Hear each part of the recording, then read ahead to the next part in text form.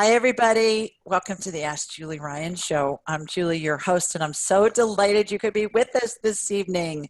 My intention in doing this show is to provide information, insight, and comfort to people all around the world to help answer life's unanswerable questions. And I have such a treat for you this week. One of my dearest friends, Katy Koontz. Yay, Katy's here. Hi, Katy. Hi, Julie. Hi, girl. Katy, you guys, she's just one of those people that you meet and you know you're going to be lifelong friends when you meet her. And that's what happened with us. And we'll talk a little bit about that. But let me read the whole 9 yards about Katy because, I can't remember all of this, Katy. Katy Koontz is an award-winning freelance writer, author, and editor whose focus includes spirituality, travel, and health, including complementary and mind-body medicine kind of health. For the past 6 years, Katy's been the editor of Unity Magazine. So all of you that don't have a subscription yet, go get one to Unity Magazine. It's worth it. As a freelance editor, book doctor, and ghostwriter, Katy has worked with numerous authors, including New York Times bestselling authors Dr. Christiane Northrup, Dr. Joe Dispenza, and Anita Moorjani, and other someday New York Times bestsellers like me. I knew you'd love that. Katy has interviewed and written articles about New Thought luminaries such as Eckhart Tolle, Wayne Dyer, Deepak Chopra, Marianne Williamson, Don Miguel Ruiz, did I say that right? Mm-hmm. Carolyn Mace, and many others. As you can see, my dear friend Katy Koontz is an exceptional woman, and I'm delighted she agreed to join us on the Ask Julie Ryan Show. Welcome, Katy. I'm so thrilled to have you. Oh, I'm so happy to be here. You're usually on the other side of the interview. You're usually the one doing the interview instead of being interviewed. And how this all came about, everybody, was I was talking to Katy, was it last Saturday? I guess I was on my morning walk and we were just chatting about her latest project and just life in general. And I said, Katy, you have been with so many amazing people. You've worked with so many amazing people. You've interviewed so many amazing people. I probably need to just have you on my show because I can't even imagine, all the wisdom that you've garnered from all of these people with whom you've worked over the years. So do you ever pinch yourself when you think of all these people who have affected really the globe with their thoughts and their teachings and all of that? Have you ever thought about, my gosh. Oh, yeah. I pinch myself all the time. I'm doing just exactly what I wanted to do. And then I get to talk to the most interesting people. And some of them are, have been my own teachers through the years. Some of them are people that I've worked with and revered, when I interview people for the magazine. And just in general, I just feel really, really blessed. The amount of wisdom that's been imparted to me by these people is just incredible. And they're all really valuable right now, right, to what's going on. Oh, yeah, no kidding. Yeah, it's almost like it's been a lead up or a precursor to what's going on now in our world with the COVID pandemic and with all especially here in the US, the riots and the unrest and the demonstrations and, and all of that. And I think it's remarkable how you've been so instrumental in being able to distribute this information. And it's been so helpful to people, especially at a time like this when people are looking for some guidance, perhaps in ways that they normally wouldn't be looking. I think people have been interested in this kind of stuff for a long time, and not everybody knows where to look. Not everybody knows who to trust because there's also a lot of really bad information out there. I mean, you and I have talked about that too. So I'm really happy to be able to do what I do in a good way, hopefully in a way that opens the door for people who want to learn more and don't necessarily know where to start. Right.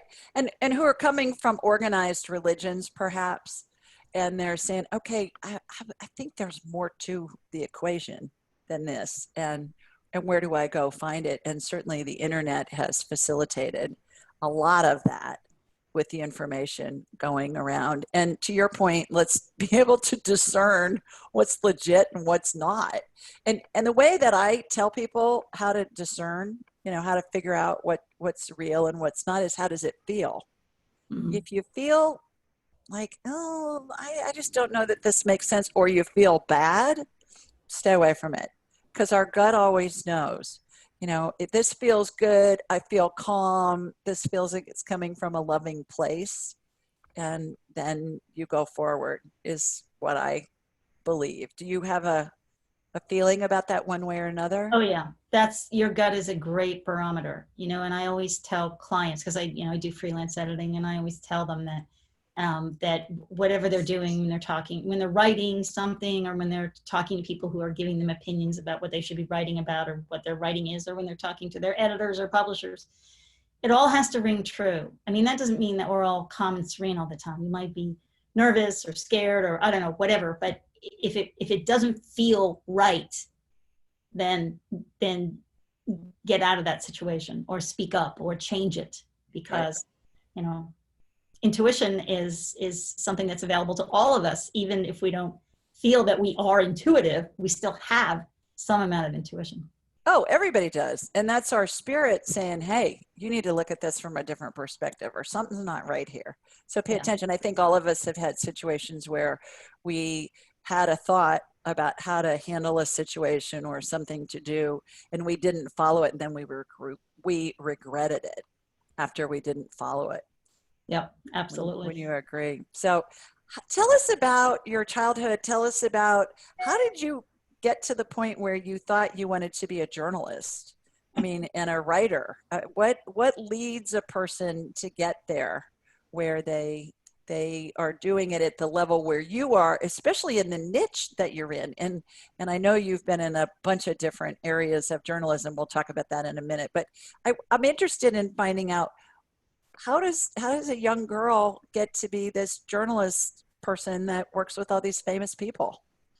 Well, when I was little, I always wanted to be a writer from day one. But when I was little, that meant stories, you know, Yeah. because I wasn't thinking journalist when I was 4. Right. But I did actually, I wasn't so much into dolls, but I was very into stuffed animals. And I wrote a newspaper for my stuffed animals. Oh, how old were you at this point? Oh, I was probably, I don't know, 7, 8. It was the Katyville Gazette. I love that. So I guess I got into journalism, but really I was thinking about stories. And we might talk about the Banana Police later, but I did actually finally publish a story. But I wanted to write, and I really liked writing, and I really liked that form of expression. I felt, and you talk about having this, you know, feeling.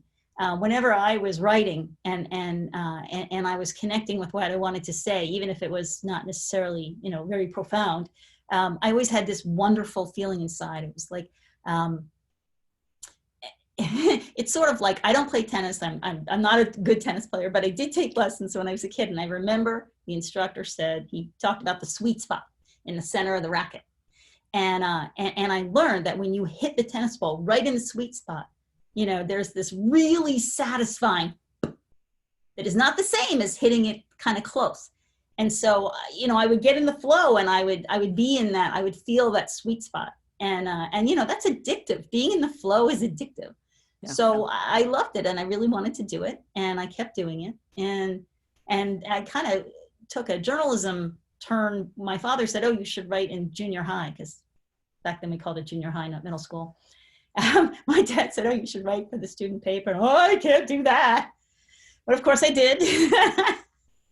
And then I really enjoyed sharing ideas, you know, and doing research and interviewing people. And that was a lot of it too. And back then we didn't have the internet yet. No. So for those of us that are listening, not us, because I'm older than you are, I think, but for people who are listening to this, how did you do research back then before the internet? I think it's kind of a novel concept to people, and they just don't even think about it. I was talking to somebody recently, and they said, their son, who's in high school, picked up a regular phone and heard the dial tone. And he said, Mom, this phone doesn't work. I think he was at his grandmother's house. And he said, Mom, this phone doesn't work. And she said, well, what do you mean? And he goes, well, there's this weird noise on the phone. And she said, well, honey, that's the dial tone. He goes, well, what's a dial tone? I mean, this child had been raised on cell phones, that there isn't a dial tone. Yeah, I know. It was a whole How different world. how did you do research on things when you were in high school working for the paper? Well, certainly interviewing people, and that was back before there were tape recorders, but it was reel to reel, so it wasn't like you walked around with a reel to reel tape recorder. But I would take notes and I would talk to people, and depending on what the subject was, I also would read books, and I had these 4x6 index cards, and I still have upstairs in my office because I put so much into it, I can't throw it away, and it just shows like how crazy I was. I have all these index cards where I would take notes from books, and bookmark them and have all that kind of information. Because I read a lot of books. That's the other thing. If you're going to be a writer, you should be a good reader too. And I was. So volumes and volumes of notes. Well, and I know you're an only child, but tell us, did that play into you being a good reader, or did your parents encourage you to read? How did that come about? Would it just come in and it was natural? Well, yeah, I don't know if it had too much to do with being an only child, but my mother was an exceptional reader. She could read really fast and retain it. I could not read as fast as she did, but she was just a scholar like that. And she would just read and read and read. And in the summer, she always wanted to be a librarian. That was her thing. Oh. So, but for different reasons, it didn't work out that way. But she would take me to the library in the summer, even when I was a little girl. And we would get just stacks of books, and we would go home. She'd, have her stack and I'd have my stack, and I would just read all day. And I remember at one point in the summer, my goal was to finish a book, read a book, and start a book every day. Wow. And I loved it. It was like, it was, if it was fiction, it was escape into a different world. If it was nonfiction, it was learning about a different subject. And so I did that just all the time. And I would always read at night. And there were a couple times. We loved Dr. Dolittle. Oh, yeah. So we both read Dr. Dolittle, and which, there are a million Dr. Dolittle books. So we read them all. And of course, she read them much faster than I did because she could read faster, and she was an adult, and she, was home during the day. I was at school. So I would try to catch up at night with a flashlight, and, she'd come back and say, put the light out, go to bed. Have you seen the new Dr. Dolittle movie? I haven't, but I want to. It's cute. It's cute. Really cute. And I love Dr. Dolittle, the original one with the guy, Rex Harrison, wasn't it? Rex Harrison. Yeah, I was going to say the guy that played Henry Higgins in my brain. What was My the Fair movie? Lady. My Fair Lady. Yeah, I was going to say My Fair Lady. So, how was it growing up as an only child? I mean, I hear you saying you read all the time as an only child. Were you lonely? Did you feel lonely, or was it just you didn't feel lonely because you had all these adventures in these books that you were? And I made adventures with my stuffed animals, and I would write stories, and we had a big backyard, so I would climb trees and all that kind of stuff. And I had friends over, and I would go to friends' houses. So I never felt lonely. And because I was such a good reader, if I was alone, if it was like bad weather or whatever, nobody was around, I could always escape into a book. Yeah. I used to ask my son, because he's an only child, I asked him one time, I said, are you sorry that you don't have siblings? And he said, no, why would I be sorry? And I said, well, I worry about when you're old and we're dead and gone and you're by yourself. He said, I'm not going to be by myself. I have lots of friends. I have Mallory, his wife, she has family. And he said, no, I like being the center of attention. It was great. So hopefully you felt the same way. It made me feel better as his mom. And then as an adult, you get to pick your family. That's right. So junior high, you were on the paper. Did you do the same thing in high school? Yeah. Mm-hmm. And then I decided I wanted to go into journalism. And so I did. And I was also really interested in anthropology too. I had a teacher in high school who was an anthropologist and an archaeologist, and he would do digs in New Jersey. I grew up in Philadelphia, outside of Philadelphia, and he did these digs in New Jersey. So we would go, a couple of students would go, and maybe a grad student or two with him on the weekends and do this. And it was pretty fascinating. So I ended up majoring. I actually got 2 degrees, one in journalism and one in anthropology. And at the time, I thought that would be like my dream job would be for, to write for National Geographic or something like that. Now I found out that the people that write those stories, they have PhDs. They're not people like me, but that's okay. Yeah. And where'd you go to school? Penn State. And are they known for their journalism school? Yeah, they do have an accredited school in journalism. That's what I thought. Yeah.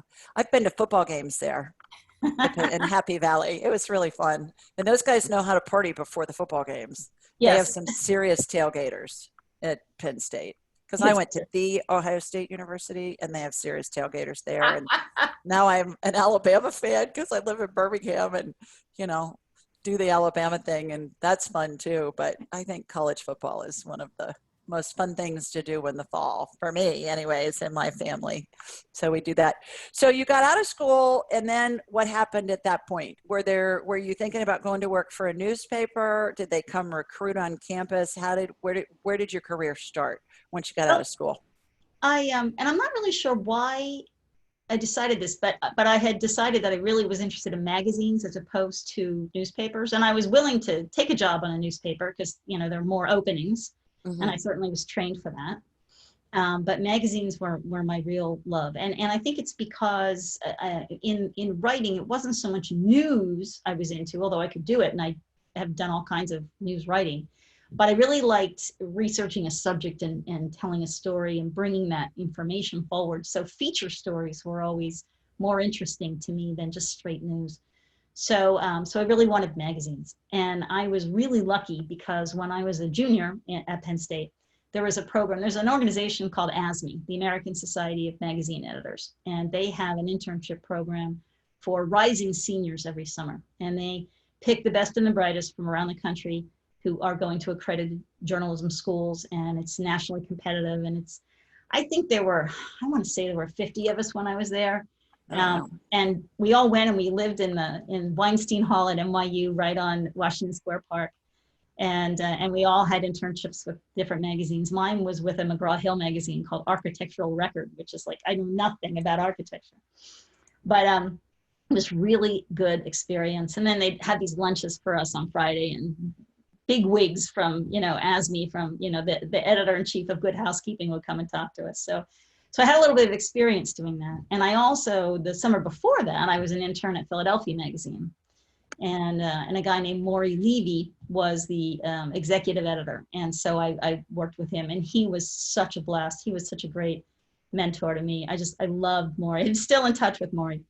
Oh. So I had all this magazine experience. But, when you graduate from college, even if you have a ton of clips, and I had been a stringer for the New York Times, I had done a lot of things. What does that mean? What's a stringer for the New York Times mean? Like they would tell me when they were looking for information on a story, and I would do some research, and it might just be a quote that would be included in another story. Or I would write actual stories about things that would happen on campus, but I wasn't on the staff. It was a freelance thing. Okay. So, but that doesn't mean that you can just walk into a job. And so I didn't want to move to New York, so I went to Boston. I really liked Boston. And I was there for, I guess about 9 months, I guess. And then Maury had then, by that time, moved to New York City to get a job working for Playboy Fashion magazine. And he's like, you got a job, kid. So I went to New York, and I was there for about 8 years. And I moved, when that magazine folded, I worked for a couple other magazines.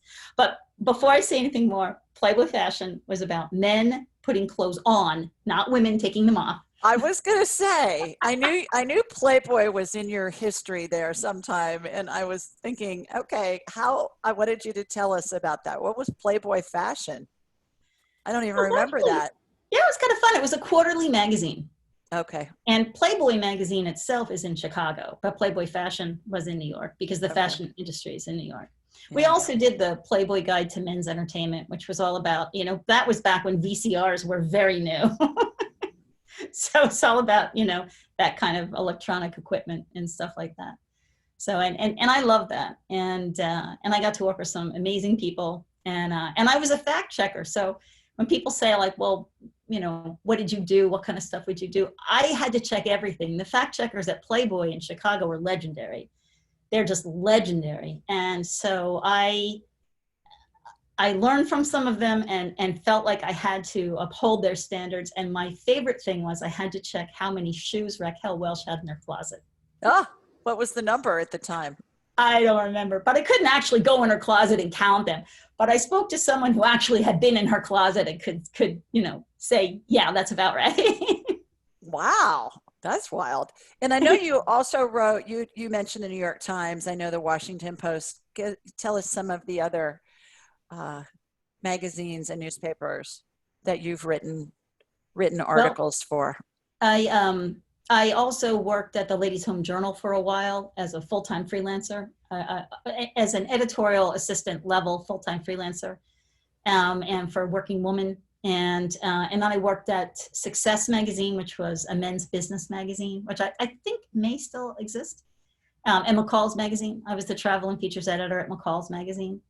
That was the last staff job I had before I went fully freelance. But I've written for a lot of the women's magazines. I've written for parenting magazines, Parents and Parenting, Brides and Modern Bride, and a ton of travel magazines, because I got really into doing travel writing as an adult. So I wrote for a bunch of travel magazines too. I've written for National Geographic Traveler and Travel and Leisure, and a bunch of other travel magazines. How did it work back then? Of course, I'm thinking The Devil Wears Prada, the movie, which is written on Anna Wintour, supposedly. It's based on her, and she is really tough, apparently, to work for and all that. But how does it work? And back then, before we had the internet, did somebody call you and say, hey, Katy, we want you to write an article about how plaid is going to influence the fall fashion industry, and then you would go research plaid? Or how does that work? How do you do that? Well, it works very similarly to how it works now, in that there are two ways. If you're a known freelancer and you've done stuff for them and they know you and they know what your specialty is, then they'll call you and say, hey, would you research plaid? But the other way is to write a query letter. So if you have an idea for a story, you develop a pitch. And back then it was the US mail, and you would sit down in front of your trusty typewriter and you would type it out and put it in an envelope and a stamp on it and take it to the post office. Oh my gosh. And then they would typeset it at the magazine, and then it would be printed. Well, no, it would just be a pitch for the story. You wouldn't actually write the whole story, because then the editor would have some guidance about, okay, but do it like this, and interview this person, and don't go so much there, whatever. And they'd tell you how long they wanted it. If there was a particular point of view or something they wanted you to cover. And then you would go research it and do it. And then again, type it up, put it in a manila envelope because it was thicker, and mail it off. And then you would research it. Would you research it at a local library or maybe a university library, or how did you research this kind of stuff? Well, if I had to go to a library, yeah. But otherwise, I was on the phone all the time. And that was back before, when long distance calls cost something. Right. So, I think credit card calls. You had a number that the phone company gave you, and then you dial the number, usually from a phone booth. I was a sales rep, so I'm in the phone booth, and I dial the number, and then you'd have to dial in the number for your credit card. Mm-hmm. And oh my gosh, that seems like it was, generations ago, and it was, but eons ago. My goodness. Yeah. Okay. So you would do that, and then they would let you know whether they were going to publish your article or not. Yeah. They would always have questions or want you to redo something, or ask you to make it longer or shorter or add a sidebar or something. Excuse me. And then you would do that, mail that in again. Yeah. And then eventually, all this was done through email, but it was a long time in coming. In fact, when I was at Penn State, the student paper there actually changed over from typewriters and copy paper to what was called then VDTs, video display terminals. So that ages me right there. I got to see the turnover. And when I was at McCall's, I had a typewriter, and there was one computer. This is McCall's Magazine. And I don't know, it doesn't exist anymore. People may not know what it is, but it was a very, very, very large women's magazine. You know, it's just as Absolutely. big as Ladies Home Journal or, you know, Women's Day, Family Circle, Better Homes and Gardens. They were all called the Seven Sisters.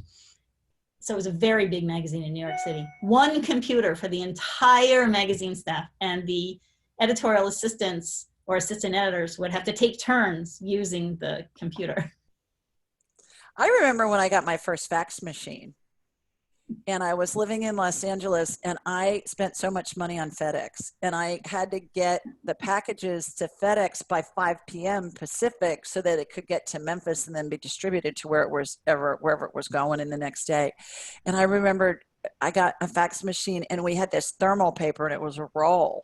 And I remember watching it come out of the fax machine and thinking, oh my God, this is magical. This is amazing. And it was just life-changing to have that fax machine, let alone the computers. So yeah, God, we're dating ourselves here, Katy girl. Oh my goodness. So then how did you transition into being a book editor? How did that work? Well, at that time I was in New York City, and I was very, very interested in doing holistic health and complementary medicine. And I was really interested in spirituality, but that was very fringy back then. Sure. And about as close as any mainstream editor would come to that would be aromatherapy.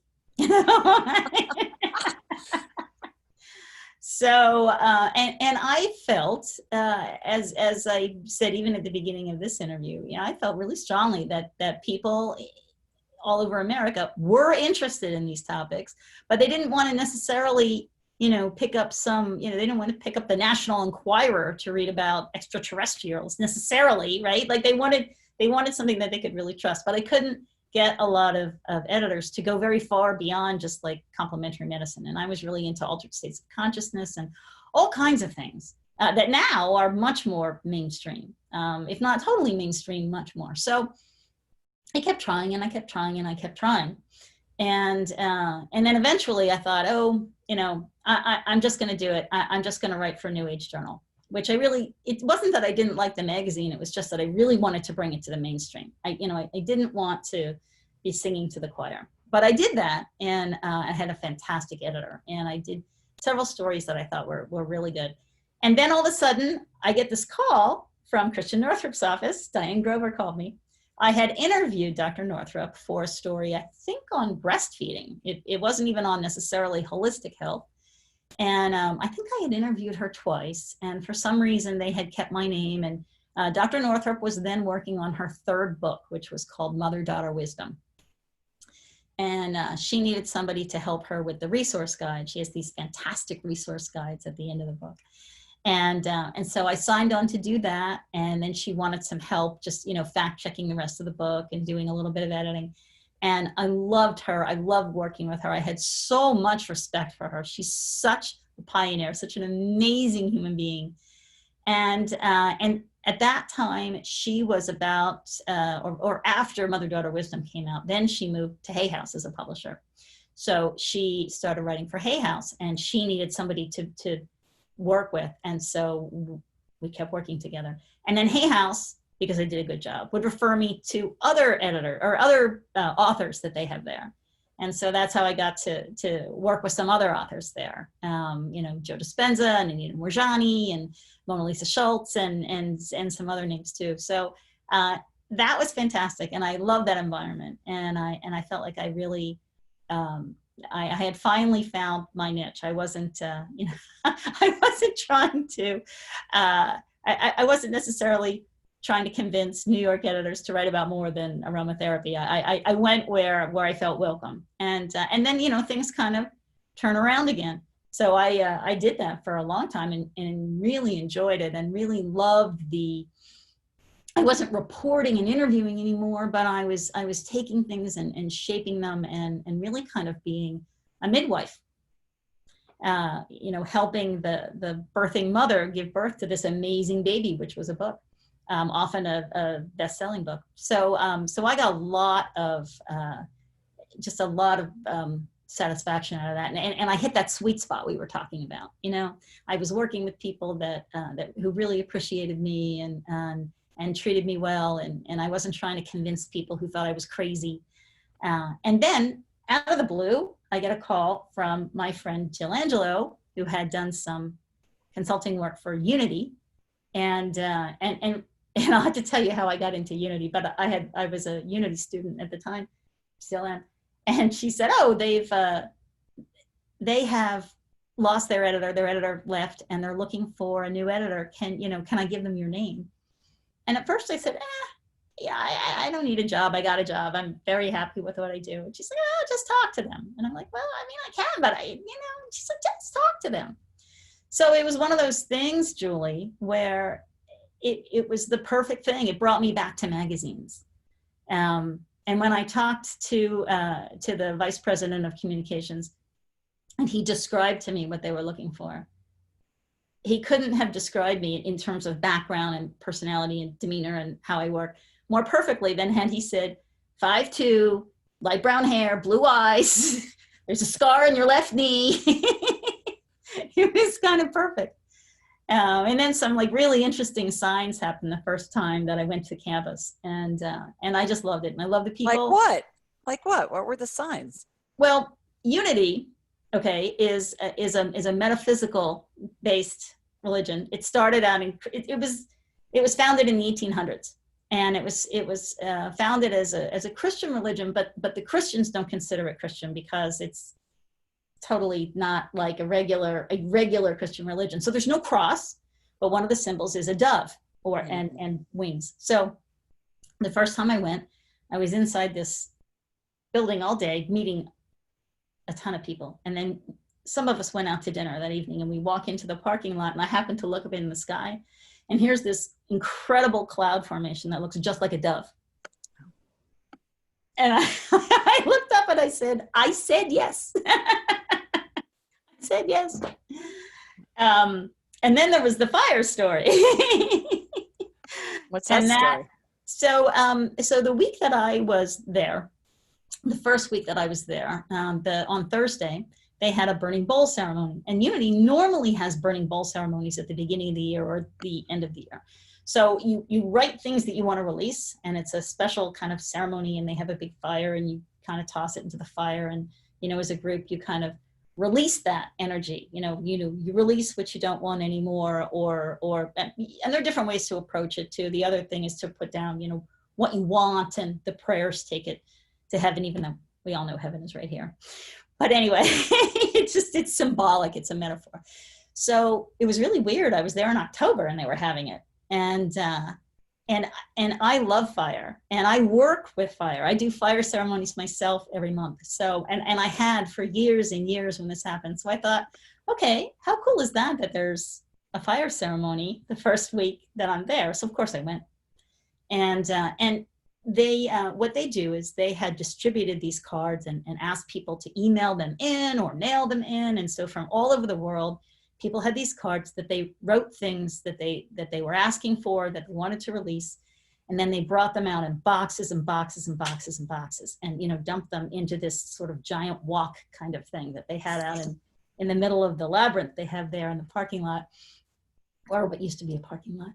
And so, people were putting them in there, and we were singing, and I think there was some drumming, and, people talked and all this kind of stuff. And I loved it. And that was at the end of the week. And then I went home.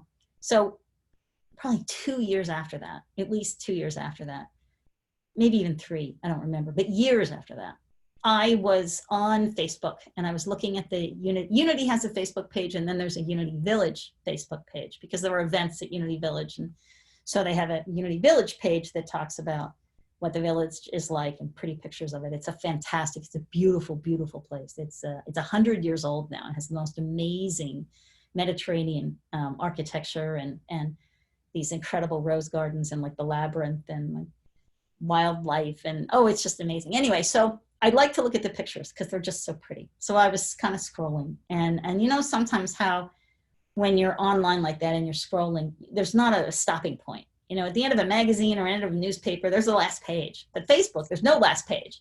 Good point. Yeah. It can be a time suck, to say the least. Oh, absolutely. Right. And it's getting late and I need to go to bed, but I was really enjoying the pictures. So I said, well, okay, I'll go back to the first time I was at the village. Just arbitrary pick that date. And they happened to have a picture of that fire ceremony. Oh. I could not believe that because they've never done it since. So they had this close-up of this big wok kind of thing with fire and like all these cards. And of course you can't read the cards.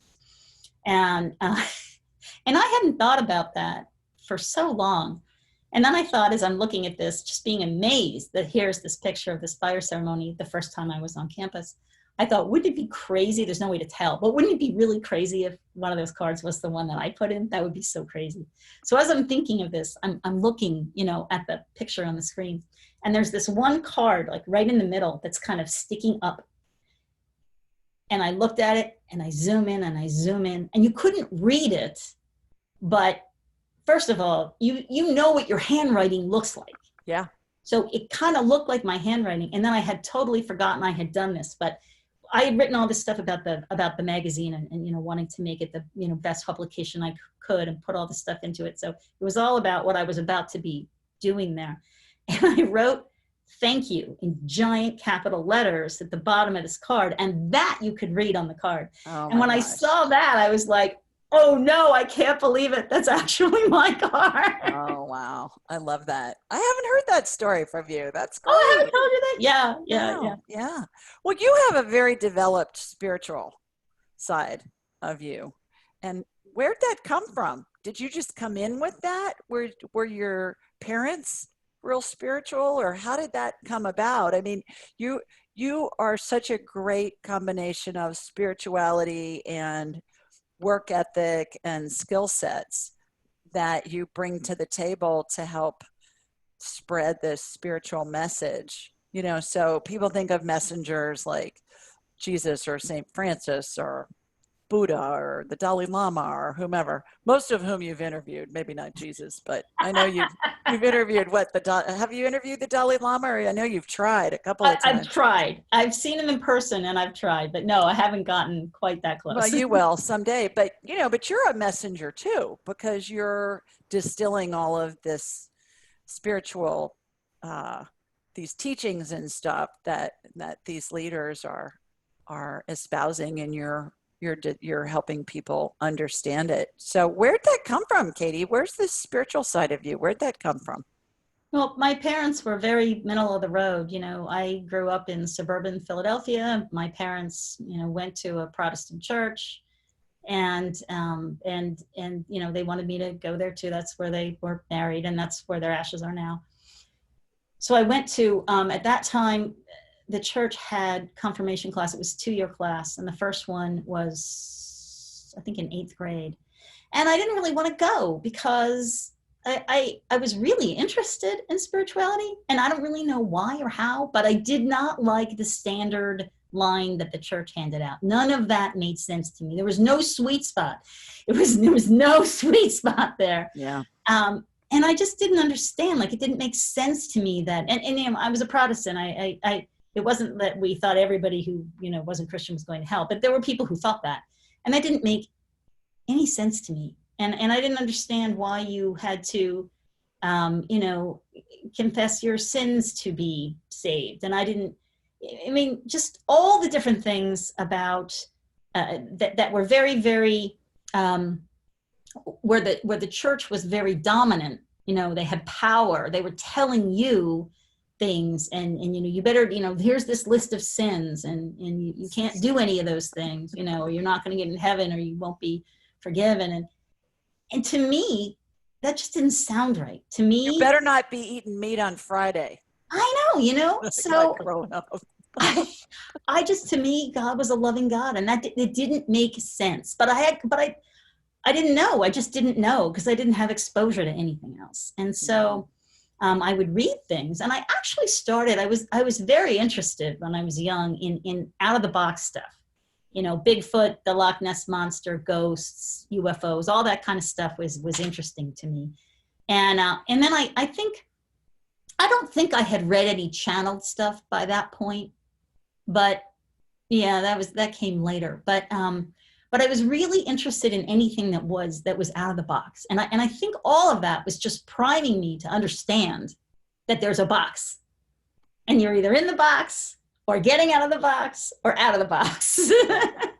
Yeah. So I really, I would pray, and I had these interesting little ceremonies that I was hoping would, bring me some sign or something. But I was just kind of floundering because I couldn't quite find it. But I didn't want to go to confirmation class. And then in the end, I did it just to make my parents feel better. But when I was finally confirmed in our church, what they did was you didn't have to speak separately, but the whole class that was being confirmed had to say the Apostles' Creed together. And I mean, this is serious stuff, right? You're in a church, like you're not supposed to lie, right? Isn't that a sin? So, and I wasn't going to get any help from my parents because they just thought I was weird. So I decided that I would only give voice to the parts of it that I believed. So any part of it that I thought was bullshit, sorry, that I thought was not right, I just didn't say it. And so that was kind of how I did that. Right. Well, with all these authors with whom you've worked, it's got to be a learn as you work kind of a thing. And obviously the more you work with them, the more you understand where they're coming from and all of that. And then you assimilate things in, which I know it's had to have affected your life. I know when we worked together on angelic attendance, that was what, a year before your dad died? Something like that? Something like that, yeah. I would probably not more than that, but probably, yeah, at least 6 months to a year. And certainly we talk about the phases of transition and how when anybody's dying, they're surrounded by angels and deceased loved ones and all of that. And I know you and I were in touch a lot when your dad was dying. And I'm hoping that helped you get through that whole situation. You told me when to go. My father, I live in Tennessee now, and my dad was in the Philadelphia area. That's a long drive. Yeah. So it wasn't like I couldn't just pop in on him. And so, yeah, when he was in hospice care, he died of pancreatic cancer. So when he was on hospice care, I would go up once a month, and I would get calls from people, and there was all kinds of drama and different things going on. And you were very good at being able to say, okay, here's where he is. This is the situation. He's like, oh, you really need to get there now. Yeah. And it's helpful. And I know certainly we've done lots of medical intuitive scans on you and your loved ones throughout the years as well, which usually ends up being helpful as well. So, very much so. Yeah. Having said all that, what are some of the things that are big takeaways for you with some of the authors with whom you've worked that have really affected your life to the point where you were saying, oh my gosh, it's not a coincidence I worked with this person because this happened at that time, or I've implemented what this person I learned from working with this author. Is there anything that stands out in particular? Can you give us a couple of examples? Well, Dr. Northrup, the whole idea of your body being this barometer that gives you women's wisdom, women's bodies, women's wisdom. You can understand what's going on in your life and in your heart and in your head by what's being reflected to you through your physical body. And she really helped me, not personally, I'm sure she would if I sat down and talked to her about it, but her writings and what she would talk about and the way she helped people connect the dots really helped me connect the dots in a lot of things, and that I do constantly. I do it now all the time, and a lot of people do that now. It was very radical when she talked about it, not so radical now. Joe Dispenza, the whole reason I think I got the job at Unity was because I had worked with Joe Dispenza on 2 books, and the very first book that I worked on, I had never gone to any of his workshops before, and so I went to one in Texas. He brought me down to one he was giving in Texas just so I could see who he was and what he did. And he did this. He's a master of manifestation, so he did this manifestation meditation. And of course, I was there to work on the book and get to know him and see what he did. So of course, he's talking about something you want to manifest. So of course, I'm putting the project in there. And then he did something he does a lot. He's like, and then take it even further, put in something that you just don't even think could happen, or like it's just the biggest thing. Like he was really trying to get people to push themselves, right? And so I thought, well, okay. So I kind of threw in my whole career, you know, just, and this was before I was at Unity Magazine. And that was the month that their editor quit. And the funny thing was also that this was when he was working with smaller audiences. Now it's just thousands and thousands. But this was in the sanctuary of a Unity church in Texas. Mm-hmm. So I was doing this in the sanctuary of a Unity church. That's not a coincidence. Right. Well, you know, I don't believe there are any coincidences in life ever. I think everything is all synchronized and it all unfolds perfectly. And when we all look back at our lives, we can say, yeah, I'm glad that happened because then this resulted.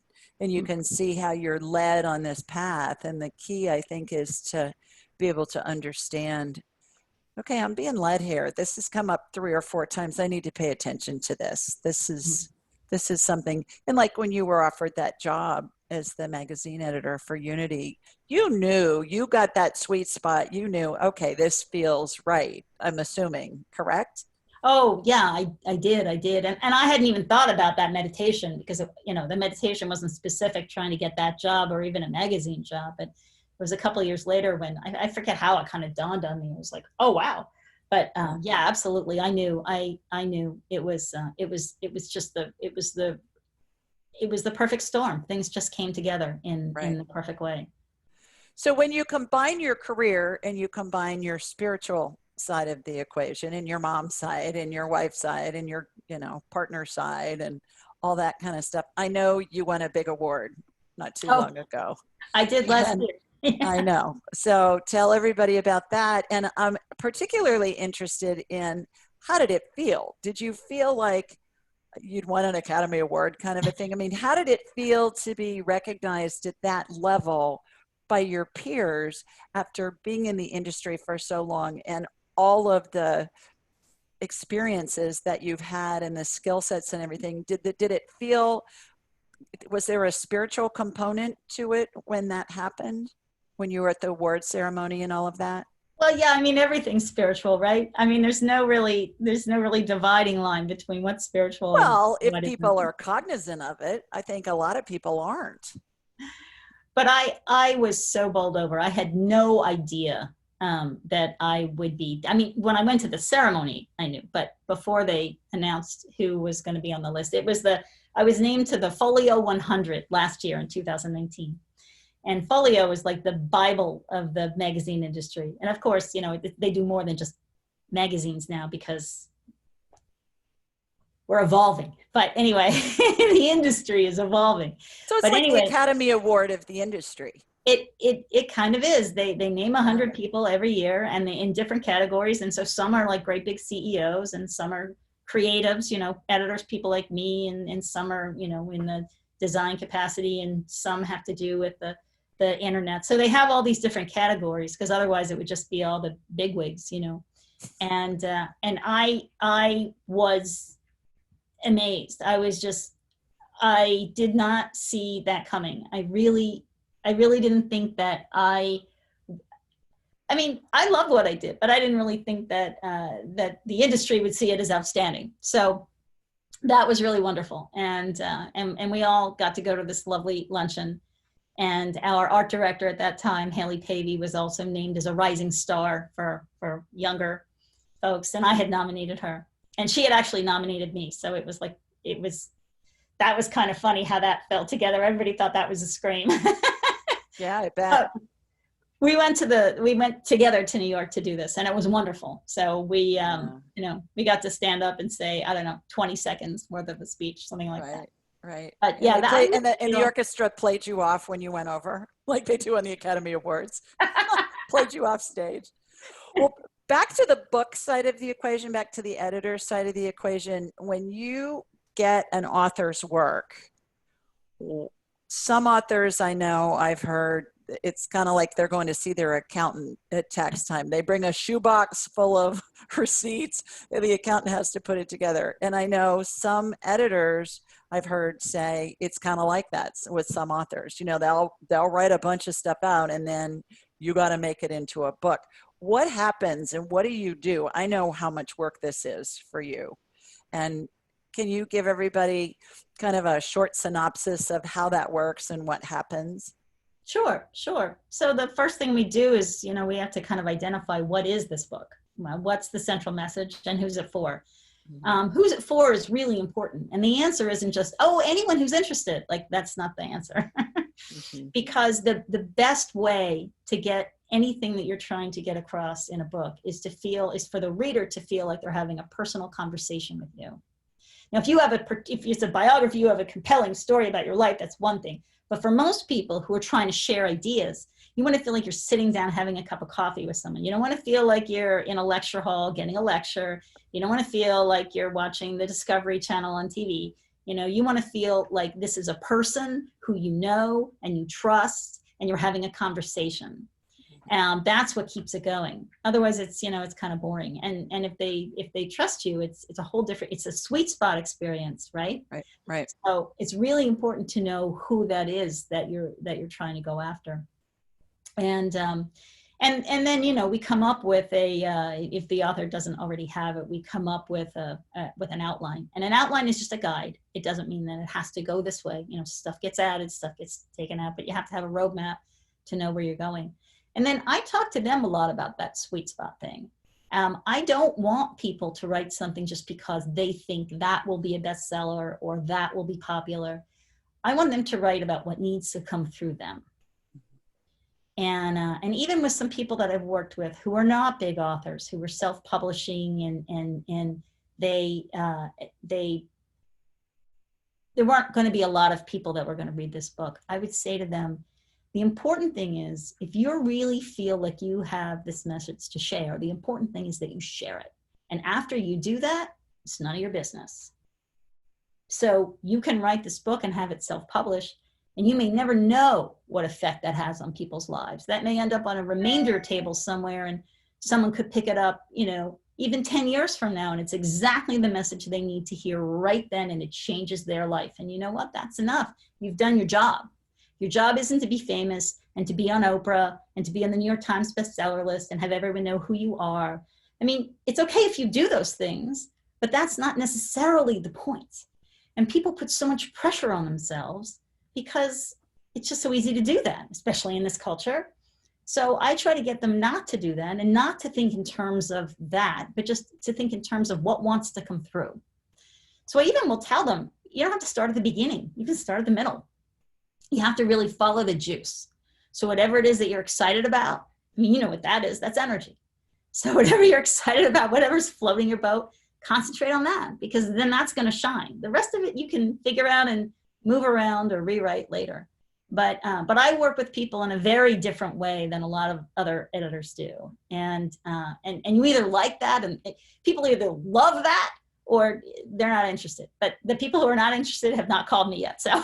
Well, exactly. The right people show up, when you need them to show up. And I know I have so many people say to me, to your point, I feel like I'm talking to you over a cup of coffee. I feel like it's you talking to me in a conversational style with angelic attendants, number one. And the other thing that I've gotten a lot, and I credit this to you and the way you structured the book, was the thing that I hear a lot is, I didn't expect it to be a page turner. And I have heard from so many people, Katy, who say, I just didn't want to put it down. And I didn't expect a book on spirituality, and especially about what happens when somebody's dying. I didn't expect that to be that way. I expected it to be more serious and more maudlin, I guess is the word that I'm looking for. And I think you did a great job of structuring it so that it flowed really well, and that people had the feeling of, I didn't want to put it down. This one woman told me, she lives in Florida, and she said it was during football season when she was reading Angelic Attendants. Oh no. And she said she was in the living room, and she has 3 sons and her husband, and they were all watching some football game. It was a Sunday afternoon. And she said, she kept saying out loud, oh my God, and oh, you are kidding me, and oh, I can't believe this is amazing. And she kept screaming out this stuff, and her men in the other room were saying, what are you doing? Why do you keep saying that? And what it was she was reading the stories in reading about what happened as in the stories about as a loved one was dying and I was working with the family. But I just thought that was so cute that she talked about that. And to your point about we just don't know who's going to read it, because it took me a long time to have the courage to release that book because I'm a businesswoman. I thought people are going to think I'm nuts. They're going to think I have lost my ever loving, last brain cell with doing this. But it's now being used across the country in Sunday school classes, in churches of all denominations, even in synagogues. I didn't see that coming. And it's given as a gift to people who have a loved one who's dying, which is what I intended. And it's also given as a gift to people who've just lost a loved one. And it brings so much comfort. And so you just don't know where it's going to show up, this information. But I was led, like a good Southern girl, I was led to release this. And you were so terrific about how to structure it and, put it all together and make it flow and make it make sense. And of course there is the grammar part of the equation. And I know what a stickler you are for that, for sentence structure and punctuation and grammar. And mine was pretty good, but you had a few tweaks that you added to the equation, which is what you're supposed to be doing. So if somebody's listening to this or watching this and they're thinking about, gosh, I'd like to write a book, but I don't even know where to start. Do you have any advice for them of where they can begin or what they can do? I know the industry has changed so much, and we've only got a couple minutes left, but I think it's important for people to hear, okay, if you're thinking about writing a book, here's a place for you to start. I think one of the best places to start is to blog, because it gets you writing. Oh. And then you just get it out there and people can respond to you. You see how it goes over, you see how it feels, you see where it wants to go. You can respond to things that are happening right now. And those blog posts may end up being chapters or not, but it gets the juices going. It gets you into it. So does somebody have to put up their own website, or are there places they can go to blog about different topics? Well, there are a lot of places where you can blog. Right, like Medium is a place where you can do your own stuff. Medium. Yeah, I don't know about the Huffington Post anymore, but or you can do your own website, which is very easy to do and do it.